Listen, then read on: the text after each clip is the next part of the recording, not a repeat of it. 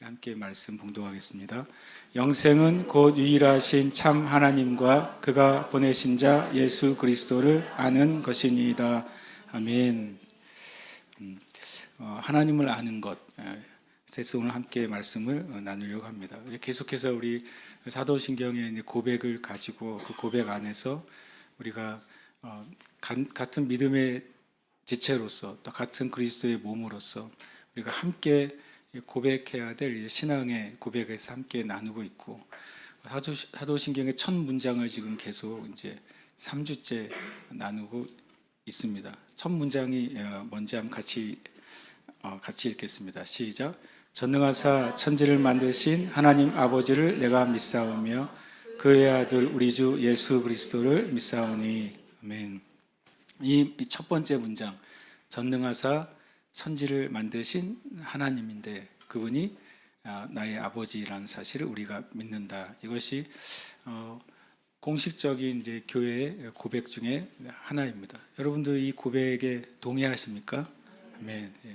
동의한다는 건 굉장히 중요합니다. 왜냐하면 이 고백이 1세기와 2세기는 이 고백하는 것 때문에 죽기까지 했으니까요. 당시에는 로마의 황제가 신이었던 시절이었는데, 그때 나는 하나님을 믿는다고 고백할 때 이것은 로마로서는 반역의 행위가 되는 것입니다. 황제가 아닌 다른 신을 믿으니까, 다른 왕을 믿기 때문에 그렇습니다. 실제로 사도행전에 보면 예수 믿는 사람들 뭐라고 말했냐면, 저들은 예수란 왕이 있다고 믿는 자들이다 라고 고발을 당했어요. 그러니까 이 한 문장은 그냥 교회 가운데 믿음의 고백으로 새겨지고 또 전달되고 전달해서 지금은 어떤 문장으로 우리가 말하지만 이것은 엄청난 무게가 있는 고백인 것입니다. 이 첫 줄은 바로 하나님이 우리의 신앙의 대상이라는 사실을 고백하고 있고, 또 하나님이 전능하신 하나님 존재라는 사실을 고백하고 있습니다. 그분이 바로 천지를 창조하셨는데 저와 여러분을 포함한 천지를 창조하신 분이라는 사실을 고백하는 것이고, 바로 그 하나님, 전능하시고 천지를 창조하신 그 하나님을 내가 아버지로 믿는다고 하는 고백이 되는 것입니다. 그리고 이 고백은 어떤 의미에서는 우리의 기도나 찬양이나 예배나 모든 경배의 유일한 대상이 바로 삼위일체 성부, 성자, 성령 하나님이라는 사실을 우리가 고백합니다. 지난주에는 성부, 성자, 성령 하나님에 대한 성경에 우리가 찾아볼 수 있는 근거를 좀 살펴봤습니다. 요한일서 5장 7절 8절에 증언하는 이가 셋이니 성령과 물과 피라, 또한 이 셋은 합하여 하나이니라. 이 문장이 킹제임스 성경이나 다른 몇 가지 번역에는 이 문장이 오른쪽에 있는 내용이 포함되어 있다는 사실을 말씀드렸고, 그것을 새번역 성경은 이제 그것을 문장 안에 넣어줬습니다. 증언하는 이가 셋인데 하늘에서 증언하시는 세 분이 계십니다. 곧 아버지와 말씀과 성령이십니다. 이 셋은 하나입니다. 이것이 우리가 말하는 이제 삼위일체에 대한 성경적인 고백의 근거 중에 하나가 됩니다. 땅에서 증언하는 셋이 있습니다. 이는 영과 물과 피입니다. 이 셋은 일체합니다. 바로 성령님이고 물로 임하신 예수 그리스도, 우리를 위해서 어린 양으로서 침례를 받으신 예수 그리스도, 그리고 우리를 위해 피 흘려 죽으시고 부활하신 예수 그리스도, 그것을 증언하신 성령님이 함께 바로 하나님의 뜻과 사랑과 진리를 고백하고 일치하게 선포한다는 사실을 요한일서 5장 7절 8절은 말씀하고 있습니다. 그래서 우리가 삼위일체라는 단어가 성경 자체는 나오지 않는 네 글자지만, 그러나 성경은 끊임없이 하나님이 한 분 하나님이시면서 성부, 성자, 성령 세 위격의 하나님으로 함께 사역하시고 또 함께 역사하시고 함께 우리 안에 거하신다는 사실을 성경은 명확하게 말씀하고 있습니다. 그리고 하나님에 대한 고백을 할 때 바로 전능하신 그리고 거룩하신 그리고 우리 아버지 되신 성부, 성자, 성령 하나님을 우리는 믿는 것입니다. 삼위일체에 대해서 수많은 설명하는 방법들이 있습니다. 그러나 그 어떤 사람의 방법도 신이신 하나님의 하나됨을 설명할 수는 없습니다. 무슨 사람의 말로 설명할 수 있는 것이 아니죠. 그러나 성경은 그래서 설명하지 않고 선포하고 있는 것입니다. 성경에서 어떤 진리는 설명해 줍니다. 왜냐하면 그것을 우리가 이해하고 알고 믿어야 되기 때문에 그렇습니다. 그러나 성경에서 어떤 진리는 선포만 하십니다. 왜냐하면 그것은 사람의 생각과 사람의 인지와 사람의 지식을 뛰어넘는 하늘에 속한 영역일 때는 성경은 설명하지 않는 것입니다. 그래서 성경은 주님이 기록된 말씀에 어떤 선 이상을 넘어가지 말라고 말씀하십니다. 그럴 땐 그것이 미혹이 들어오게 되고 사람의 생각으로 하나님의 영원한 진리를 왜곡하게 되고 그래서 결국에는 하나님을 떠나게 되기 때문에 그렇습니다. 그래서 우리는 교회는 성부, 성자, 성령, 삼위일체 하나님을 믿는 그리스도의 몸인 것입니다. 오늘 말씀은 영생은 곧 유일하신 참 하나님과 그가 보내신 자 예수 그리스도를 아는 것이다 라고 말씀하고 있습니다. 하나님에 대해서 얘기하고 있는 것이죠. 하나님에 대한 믿음의 고백이 왜 중요한가? 왜냐하면 그것이 우리가 얻어야 될, 그리고 얻고 있는, 그리고 전해야 되는 그 영생과 관계가 있기 때문에 그렇습니다. 특히 요한복음은 예수 믿고 구원받으라는 표현 대신 예수 믿는 자는 구원받는다라는 표현 대신 요한복음은 예수 믿으면 영생 얻는다라는 표현으로 되어 있습니다. 영생이 더 근원적인 질문이 되고 답이 되는 거죠. 그런데 영생은 곧 유일하신 참 하나님과 그가 보내신 자 예수 그리스도를 아는 것입니다.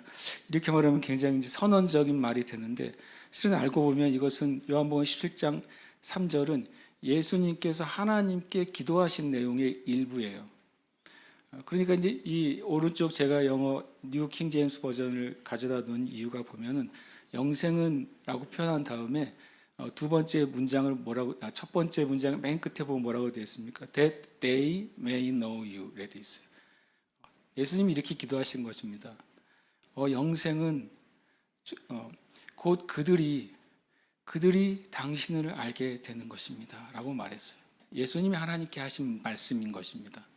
그래서 저는 거기다가 한 단어를 제가 성경을 바꾸는 게 아니라 원래 있는 단어의 의미를 넣으면 이렇게 됩니다. 영생은 곧 그들이 유일하신 참 하나님이신 당신, 예수님이 하나님께 말하는 것이다. 하나님 당신을 알고 그리고 하나님께서 보내신 바로 예수 그리스도, 저를 아는 것이 그들이 영생 안에서 살아가는 것입니다 라고 예수님이 하나님 아버지께 기도하신 기도의 일부입니다. 우리는 이제 17장 3절을 마치 교리처럼 생각하는 거죠. 영생은 유일하신 참 하나님과 그의 보시되 예수 그리스도 아는 겁니다.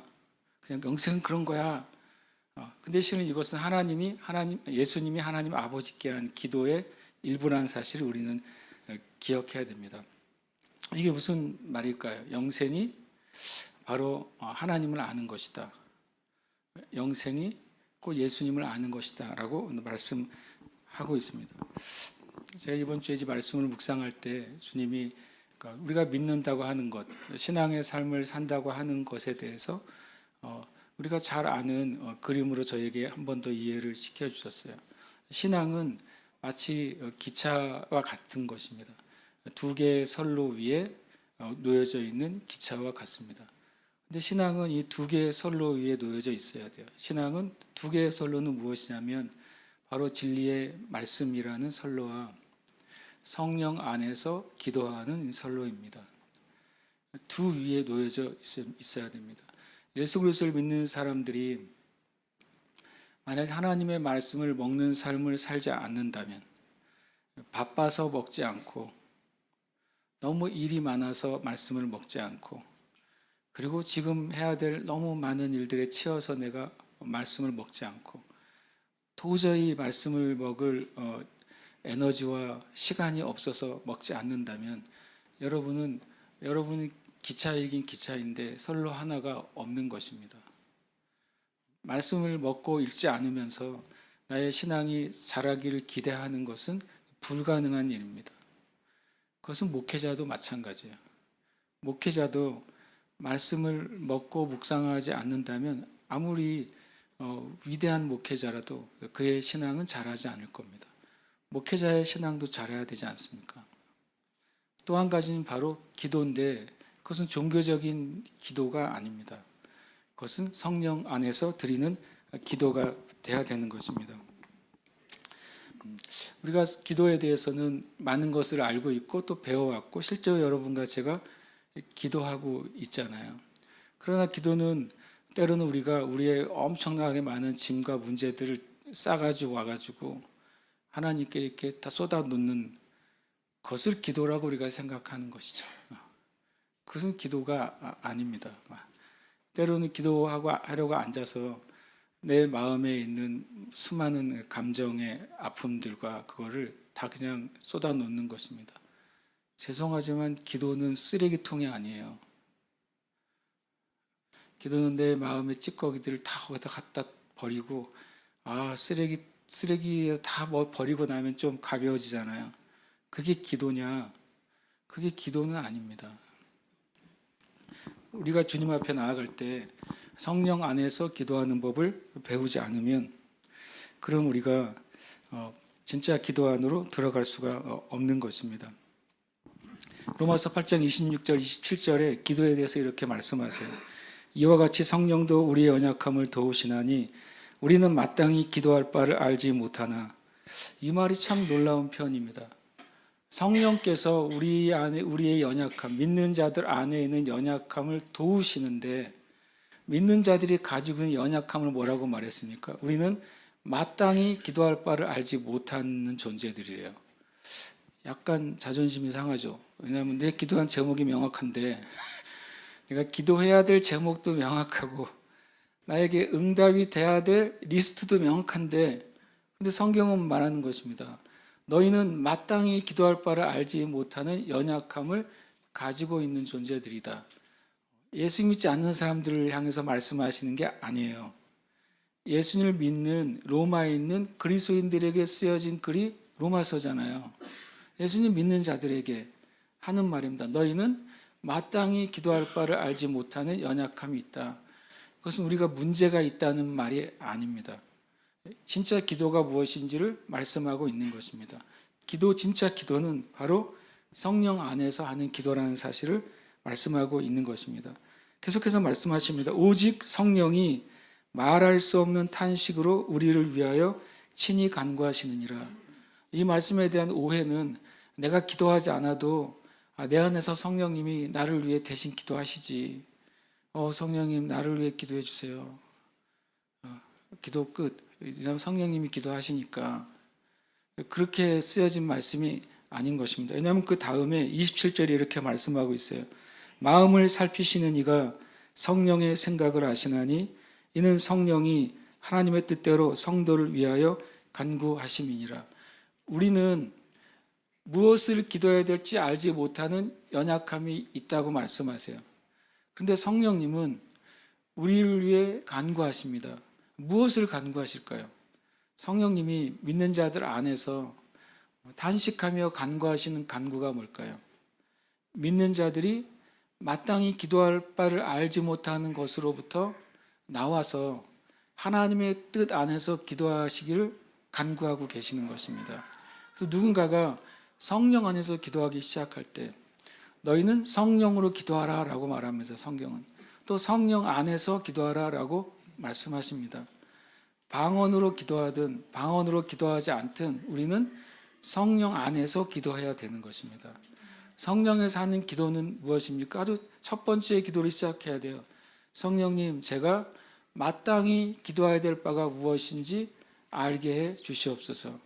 왜냐하면 성령님은 뭐라고 말하냐면 하나님의 뜻을 살피시는 분이시기 때문에 그렇습니다.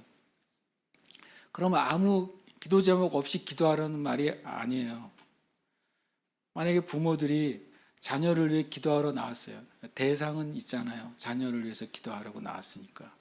그럼 그 다음에 자녀를 위해 마땅히 기도해야 될 바를 우리는 누구에게 들어야 된다는 말입니까? 성령님께 들어야 된다는 말이에요. 직장을 다니는 직장인 그리스도인이 내가 있는 회사에 문제가 많고 나도 힘들고 그래서 주님께 탄원하라고 나왔어요.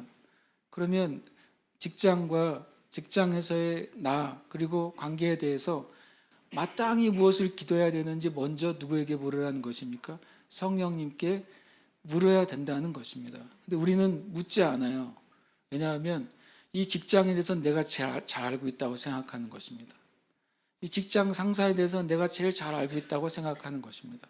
이 직장의 문제에 대해서 내가 제일 잘 알고 있다고 생각하는 것입니다. 그래서 성령님께 묻지 않고 곧장 통과해버려요. 나 혼자 유월절을 하는 겁니다. 나 혼자 뛰어넘어요. 성령님 뛰어넘고 내가 원하는 기도를 하는 것입니다. 여러분, 이것은 굉장한 오류입니다. 굉장한 오류예요. 저와 같은 목회자도 엄청난 오류를 할 가능성이 많습니다. 교회를 위해서 기도할 때 목회자는 교회에 대해서 자신이 제일 잘 알고 있다고 착각하는 것입니다. 교회는 성도들에 대해서 제일 잘 알고 있다고 착각하는 것입니다. 물론 알고 있는 정보가 있죠. 물론 알고 있는 상황이 있죠. 그러나 정말 하나님이 들으시는 기도를 하려면 어떻게 해야 됩니까? 마땅히 기도할 바를 성령님께 구해야 돼요. 그거를 뛰어넘어서는 안 되는 것입니다. 그래서 우리는 대한민국 그리스도인은 기도도 빨리빨리 하려고 합니다. 대한민국 그리스도인은 기도 문장도 빨리빨리 합니다. 얼마나 성령이 충만하면 말이 빨라지는지 모르겠습니다. 그래서 기도하는 소리도 못 알아듣겠어요. 뭐라고 기도하지? 너무 빨리 기도해서. 빨리 기도해야 빨리 들어주실 것 같아요. 내가 천천히 기도하면 천천히 들어주실 것 같아요. 그렇지 않잖아요. 성령님의 뜻대로 하는 기도를 저와 여러분은 다시 배워야 될지도 모릅니다. 다시 말씀드립니다. 우리가 뭘 뛰어넘으면 안 된다? 성령님께 마땅히 기도해야 할 바가 무엇인지 알려달라고 하는 그 구함을 뛰어넘으면 절대로 안 되는 것입니다. 그래서 우리가 하나님 앞에 잠잠히 주님의 음성을 듣는 시간이 반드시 필요한 것입니다. 부르짖는 기도 필요합니다. 선포하는 기도 필요합니다. 믿음으로 고백하는 기도 필요합니다. 근데 그 기도 전에 하나님 앞에 앉아있는 시간과 하나님과 교제하는 것이 더 필요한 것입니다. 기도는 하나님과 교제하는 것입니다. 로마서 5장 11절에 이렇게 말씀하십니다. 그뿐 아니라 이제 우리로 화목하게 하신 우리 주 예수 그리스도로 말미암아 하나님 안에서 또한 즐거워하느니라. 예수님이 죽으셔서 이루신 것 중에 하나가 하나님과 우리 사이가 원수였다가 화목하게 되었다고 말씀하는 것입니다. 이제 예수 믿는 사람들이 예수님 안에서 구원받은 다음에 해야 될 일이 있다면 하나님과 교제하는 것입니다. 하나님과 교제하는 것. 여러분 언제 하나님과 최근에 교제해 보셨습니까? 교제는 뭡니까? 교제는 뭐 서로 눈만 바라보고 있든 아니면 서로 이야기를 하든 무엇인가 서로 소통이 돼야 교제인 것이잖아요. 주님과 교제하는 시간이 여러분과 저에게는 모두 필요합니다. 주님 안에서 그냥 앉아있는 시간이 저와 여러분에게 필요한 것입니다. 다시 말하면 하나님 앞에 나와서 우리의 아픈 마음을 쏟아놓기도 하고 넋두리를 쏟아놓기도 하고 우리의 화를 쏟아놓을 수도 있지만 그러나 하나님 앞에 앉아있는 시간이 필요해요. 그리고 하나님 앞에 성령 안에서 마땅히 제가 기도해야 될 바를 구하는 시간이 필요합니다. 그 시간이 있을 때 성령님은 우리의 삶에 진짜 필요한 것을 아시는 하나님의 마음으로부터 그것을 우리에게 가지고 오시고 그리고 내가 깨닫게 되는 것입니다. 내가 어떤 것을 위해 기도하려고 앉았는데 그것을 위해 진짜 기도해야 될 것이 이거라는 사실을 깨닫게 되면 그것은 저와 여러분 안에 빛이 임할 것입니다. 왜냐하면 그 기도를 하는 것이 얼마나 큰 기쁨이고 얼마나 놀라운 결과를 얻게 될 것인지 우리의 영이 깨닫게 되기 때문에 그렇습니다. 여러분이 무엇인가 일을 했을 때 그 다음에 얻는 보상이 크면 클수록 그 일을 하는 것에 대한 기쁨이 생기잖아요. 내가 수고하고 애쓰는 것에 대한 결과가 엄청 클 거라는 것을 기대하기만 해도 우리는 그 일이 힘들고 어렵지 않게 되는 것입니다. 근데 우리가 기도할 때 만약에 내가 이렇게 1시간 부르짖는데 주님이 정말 들어주셨으면 좋겠어 라고 하는 마음으로 기도하면 그 1시간은 엄청난 노동이 되는 것입니다. 고통이 되는 겁니다. 왜냐하면 가슴 조마조마한 일이 되는 거예요. 이 일이 될 수도 있고 안 될 수도 있어 만약에. 그런데 되면 너무나 좋겠어. 그럼 그 될 때까지 사람이 얼마나 조마조마합니까? 정말 심장을 쥐어짜야 되는 것입니다. 하나님의 자녀들이 그렇게 하나님 앞에 앉아 있는 걸 원하시겠습니까? 가슴 조마조마하면서 정말 속이 편치 않으면서 그리고 고통스럽고 괴로워하면서 하나님 앞에 앉아서 하나님 아버지 제발 좀 도와주세요. 이 심정으로 하나님께서 예수님을 피 흘려 죽으셔서 구원하신 하나님의 자녀들이 그렇게 하나님 앞에 앉아 있는 것을 원하시겠습니까? 종처럼 무릎 꿇고 그래서 제발 이 일을 들어달라고 하는 그 종의 태도로 하나님 아버지 앞에 나와 있는 것을 하나님 아버지께서 원하시겠습니까? 로마서 5장은 말씀하시는 거예요. 예수님이 우리와 하나님 사이에 원수된 것을 제거하셨다. 예수님이 우리와 하나님 사이에 있는 죄를 제거하셨다. 그러니까 하나님과 우리 사이가 가깝게 됐고 즐거워하는 사이가 되었다. 이것이 예수님이 죽으시고 우리에게 주신 은혜예요. 그러니까 기도를 누려야 됩니다. 기도하는 시간이 만약에 여러분에게 기대가 되고 즐겁고 그리고 너무너무 심장이 뛰는 시간이 아니라면 우리는 어쩌면 기도하지 않는 것일지도 모릅니다. 기도는 그냥 주님께 주문을 외우는 것처럼 주님께 영수증을 들이미는 것처럼 물론 하나님은요 하나님의 말씀 그대로 고백할 때 이루십니다. 성경에는요 기도하지 않아도 이루시겠다는 말이 굉장히 많습니다. 내게 구하라. 구하라는 단어는 기도하라는 단어가 아닐 때가 많습니다. 내게 말하라 라고 말할 때가 되게 많아요. 여러분이 기도 자세를 가지고 무릎을 꿇고 간절하게 두 손을 모으고 주님께 하는 것만 주님이 들어주십니까? 아닙니다. 여러분이 걸으면서 하나님 아버지 나는 이게 필요해요 라고 말해도 주님은 들으십니다. 시편은 말합니다. 너의 입술의 말과 너의 마음의 묵상을 하나님이 연락하신다고 그랬어요. 그러니까 우리는 하나님께 무엇을 받기 위해 엎드려 부르짖고 기도하는 것만 생각하는 거예요. 그러나 하나님 아버지는 엎드려 부르짖고 기도하지 않아도요. 하나님께 말해도 들어주십니다. 그리고 성경은 말하면 너희가 구할 때 예수님이 지금까지는 너희가 내 이름으로 구하지 않았지만 내 이름으로 아버지께 구해라. 그래야면 그가 들으실 것이고 너희 기쁨이 충만하게 될 것이다 라고 말씀하시는 것입니다. 여러분 우리는 그 두 진리의 기차의 노선 안에 서 있어야 되는 것입니다. 말씀을 사모하시길 축복합니다. 다시 말하지만 저를 포함해서 말씀을 읽고 사모하지 않는 그리스도인은 힘이 없을 것입니다.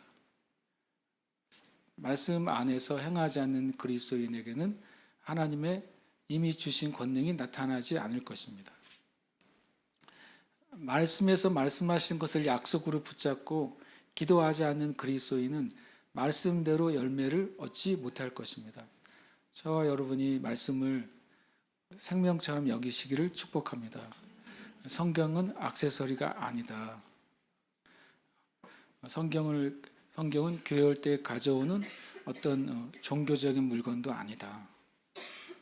성경은 저와 여러분의 생명이고 저와 여러분의 능력이고 저와 여러분의 놀라운 인생의 길을 밝혀주는 빛인 것입니다. 그것을 믿음으로 붙잡으시길 축복해요.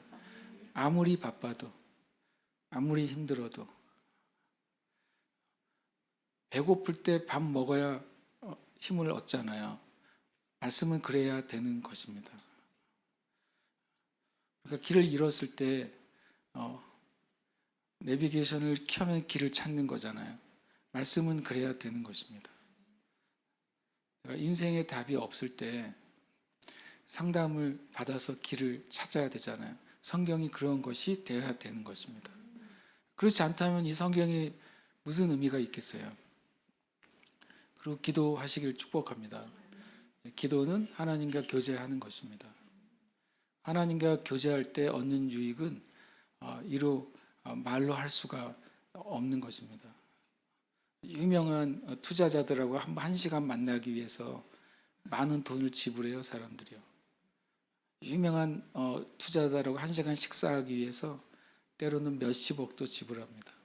왜냐하면 그 만남이 내가 지불한 그것의 수백 배의 수익으로 돌아오니까.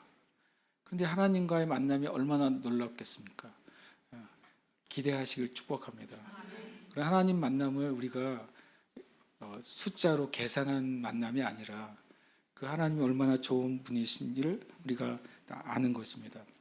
영생은 그 하나님을 아는 거예요. 하나님과 만남을 통해 하나님을 아는 것입니다. 또 영생은 예수 그리스도의 뜻이 무엇인지 알고 그분의 사랑 안에 거하는 것입니다. 그래서 영생은 죽어서 가는 천국이 영생이 아니다. 영생은 나중에 예수님 잘 믿어서 얻는 상이 아니다. 영생은 예수 믿을 때 그의 안에 들어오는 하나님의 생명인 것입니다. 그리고 그 하나님의 생명은 어떻게 활동하는가? 하나님의 생명을 가진 그 사람이 하나님과 관계하는 만큼 활동합니다. 영생의 그 놀라운 생명은 예수 그리스도와 깊이 교제하는 만큼 활동하는 것입니다. 에베소는 말씀하세요. 예수 그리스도의 사랑의 높이와 깊이와 넓이와 길이를 깨달으라고 말합니다. 그 예수님의 충만함 안에 거하는 것입니다. 여러분, 수학적으로 높이와 깊이와 넓이와 길이는 뭡니까? 3차원이잖아요. 그것은 그릇을 의미하는 것입니다. 그릇이 예수님의 사랑을 만약에 내가 1cm만 알면, 여러분 1cm짜리 그릇 생각해 보세요. 거기에 얼만큼 담기겠어요? 예수님의 사랑의 높이와 길이와 넓이와 길을 1m만큼 안다면 만약에, 그러면 1cm 알 때보다 몇 배가 물이 들어가겠어요? 만약에 예수 그리스도 사랑의 높이와 깊이와 넓이와 길이를 1km만큼 안다면 거기에 얼마나 많은 것이 채워지겠어요? 우리는 얼마나 많은 것을 주실까 기대하잖아요. 거꾸로 생각해야 됩니다. 성경은 너희가 예수 그리스도의 사랑의 높이와 깊이와 넓이와 길이를 알아서 아는 순간 뭐가 되어 있는 거예요? 엄청나게 큰 놀라운 그릇이 되어 있는 것입니다. 내가 하나님의 것을 그만큼 담을 수 있는 그릇이 되는 거예요. 예수님의 사랑을 아는 만큼, 하나님을 아는 만큼 하나님이 내 안에 붓고 부어도 계속 채워질 수 있는 존재가 되는 거예요. 하나님을 조금만 알면, 하나님 조금만 주셔도 기분은 좋아요. 은혜가 충만합니다. 그러나 그것은 내 영을 채우기에도 부족한 것입니다. 우리가 우리의 영에 하나님의 것이 가득 차 흘러 넘치길 축복합니다. 얼마나 흘러 넘쳐야겠습니까? 다른 사람에게 흘러 나갈 정도로 넘쳐야 되는 것입니다. 에스겔이 보았던 성전의 환상에서는 처음에는 성전 안으로 많은 물소리 같은 하나님의 영광이 흘러 들어오는 엄청난 소리를 듣습니다. 그러니까 지성소 안이 많은 물소리와 같은 영광으로 가득 차게 된 것입니다. 그것만 해도 놀랍죠. 만약에 우리가 예배할 때 예배 가운데 이 LED 등이 없는데도 빛이 가득하다. 정말 기적 중에 기적이 아니겠어요. 그것만 해도 놀랍지 않겠어요? 그러나 그 영광의 임재가, 많은 물소리 같은 영광의 임재가 지성소에만 찬 것이 아니라 성소까지 흘러 넘친 것입니다. 하나님께서는 에스겔을 보고 성전을 한 바퀴 돌아서 문 밖으로 나가라고 하십니다. 그랬더니 어느샌가 문 밖으로 나와서 동쪽 문편 앞에 있을 때 그 영광의 임재와 같은 하나님의 영광의 물이 성소와 지성소를 채우고 성전 뜰을 가득 채우고 이제 성전 동쪽 문틈으로 새어 나오기 시작하는 것입니다. 계속 흘러 넘치는 것입니다. 우리 에스겔의 환상을 알잖아요. 1천척을 더 측량하면서 갔더니 그 물이 발목에 이르고 1천척을 더 측량해서 갔더니 무릎에 이르고 더 측량해서 갔더니 허리에 이르고 또 4번 1천척을 측량하고 갔더니 사람이 걸어서 지나갈 수 없는 큰 강이 되고 그 강이 이르는 곳마다 죽은 땅이 살아나고 죽은 나무가 살아나고 그 강이 이르는 곳마다 바다를 바꾸게 되고 그곳에 죽은 물고기들이 되살아나서 수많은 어부들이 거기서 생명과 힘과 삶의 기쁨을 얻게 되는 근원이 됩니다. 어디서 시작한 것입니까? 처음부터요. 그럼 저와 여러분이 하나님을 알기를 갈망하십니까? 우리가 우리 자신에게 질문해 봐야 돼요. 나의 연봉이 오르기를 갈망하는 것보다 내가 하나님 알기를 갈망하는가? 진짜입니까, 여러분? 만약에 그리스도인들이 그렇게 물어본다면 조용히 자기가 체크해 보라고 하면 둘 중에 하나를 고르시오. 하나님을 좀 더 알기 원합니다. 1번. 2번. 연봉이 2배가 되기를 원합니다. 되기를 원합니다. 1번, 2번 선택을 하라 그러면 과연 몇 명의 그리스도인이 자기의 마음에 1번을 선택할까요? 만약에 목사님들에게 1번, 교회가 10배로 부흥하기를 바란다. 2번, 하나님을 더 알기를 바란다. 과연 어떤 목사님들이 몇 명이 2번을 진심으로 선택할까요? 여러분, 요한복음 10장 3절은 껌과 같은 말씀이 아니에요. 누구나 씹을 수 있는 말씀이 아니에요. 이건 정말 우리에게, 실은 저에게 너무 큰 도전이에요. 내가 영생을 얻은 사람이 됐고 영생 얻은 사람으로 또 목사가 됐는데 나는 정말 하나님을 더 깊이 알아서 그 영생 안에서 내가 살아가는가. 마치 에스겔의 그 창이란 바다와 같은 그 영생의 물결 안에서 내가 내 모든 삶을 주님께 맡겨드리고 거기서 살아가는가. 예수 그리스도를 더 깊이 알고 알아서 내 심령에 하나님의 사랑이 계속 차고 넘쳐서 그 누구에게라도 그 사랑을 흘려보낼 만큼 내가 충만한가. 예수님은 나는 마음이 온유하고 겸손하니 그러셨잖아요. 온유의 뜻 안엔 그것이 있습니다. 차고 넘친다라는 뜻입니다. 원어에는. 예수님은 온유하셔서 누가 갑자기 시비를 걸어도 그것 때문에 승질을 내지 않으셨어요. 왜냐하면 온유하니까. 예수님 얼마나 온유하시냐면 주님은 모든 걸 가지고 계시기 때문에 우리가 조금 달라 그러면 좀 주시는 게 전혀 어렵지 않습니다. 온유한 사람에게 누가 와서 저를 위해 기도해 주세요 라고 말할 때 나도 기도하기도 바빠요 이렇게 말하지 않고 온유한 사람은 네, 내가 당신을 위해서 기도하겠습니다. 지금 같이 기도할까요? 말할 수 있는 것입니다. 바쁜 우리의 삶에서 진짜 온유한 사람은 누군가가 나의 시간을 필요로 할 때 나는 충만하기 때문에 나눠줄 수 있는 것입니다. 하나님 우리가 예수님의 온유하고 겸손한 마음처럼 모든 면에서 흘러 넘치기를 원하십니다. 저는 요한복음 11장 3절에서 그것을 보고 싶어요. 영생은 유일하신 참 하나님을 알고 예수님을 알면 알수록 마치 영생의 강이 차고 넘쳐서 계속 흘러 넘치게 되는 것입니다. 우리는 영생의 삶을 살아야 돼요. 생명의 삶을 살아야 된다는 것입니다. 영생은 요즘 믿음의 양식의 조회라고 나오잖아요. 영원한 생명이죠. 흘러 넘치는 생명입니다. 다함이 없는 생명이고 제한이 없는 생명입니다. 예수님 우리에게 그것을 주신 것입니다. 우리가 좀 기도하기를 원합니다. 하나님은 우리의 유일한 신앙의 대상이시라는 사실을 나눴습니다. 또 하나님은 우리의 기도의 대상이십니다.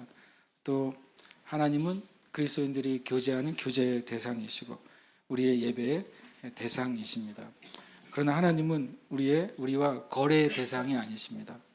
내가 이렇게 헌신할 테니까 하나님 나 이거를 좀 주세요 라고 하는 거래의 대상이 아닌 것입니다. 또 하나님은 우리의 원망과 또 우리의 책임의 대상이 아닙니다. 하나님이 하라고 했으니까 하나님이 책임지세요. 굉장히 믿음의 말 같지만 그것은 성경적이지 않습니다. 우리가 함께 고백하고 또 기도하고 조금 더 예배하고 싶습니다. 함께 고백하겠습니다. 나는 전능하신 창조주이며 거룩하고 영원하신 삼위일체 하나님을 믿습니다. 아멘. 한 번 더 고백합시다. 나는 전능하신 창조주이며 거룩하고 영원하신 삼위일체 하나님을 믿습니다. 아멘. 고백합니다. 나는 성령 안에서 하나님과 예수 그리스도를 알아가며 영생을 누립니다. 아멘. 한 번 더요. 나는 성령 안에서 하나님과 예수 그리스도를 알아가며 영생을 누립니다. 아멘. 여기 우리의 이름을 넣어서 믿음으로 고백하십시다. 믿음은 감정이 아니라 믿음은 우리의 선택입니다. 어떤 사람은 사실을 봐도요, 안 믿기로 선택하면 안 믿습니다. 우리가 선택합니다. 놀랍게도요. 누가 보여줘도 나는 안 믿어. 그럴 수 있는 존재가 우리예요. 엄청나게 많은 의심으로 가득 차 있어요, 우리가. 그리고 성경은 또 세상은 속인다고 그랬어요.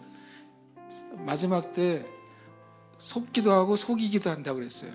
그러니까 그걸 믿기로 선택하는 게 참 어려운 시대에 저와 여러분이 사는 게 맞습니다. 네. 그러나 믿음은 우리의 영의 의지의 선택입니다. 우리는 하나님이 전능하신 분이시고 창조주이시고 거룩하시고 영원하신 삼위일체 성부 성자 하나님이시라는 사실을 진리를 믿기로 선택하는 것입니다. 우리는 성령 안에서 우리에게 주신 그 놀라운 영생을 하나님과 예수님을 알아가며 놀라운 그 누림의 삶을 살기로 선택하는 것입니다.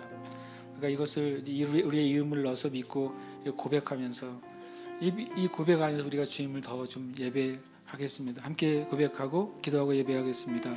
고음영은 전능하신 창조주이며 거룩하고 영원하신 삼위일체 하나님을 믿습니다. 고음영은 성령 안에서 하나님과 예수 그리스도를 알아가며 영생을 누립니다. 아멘.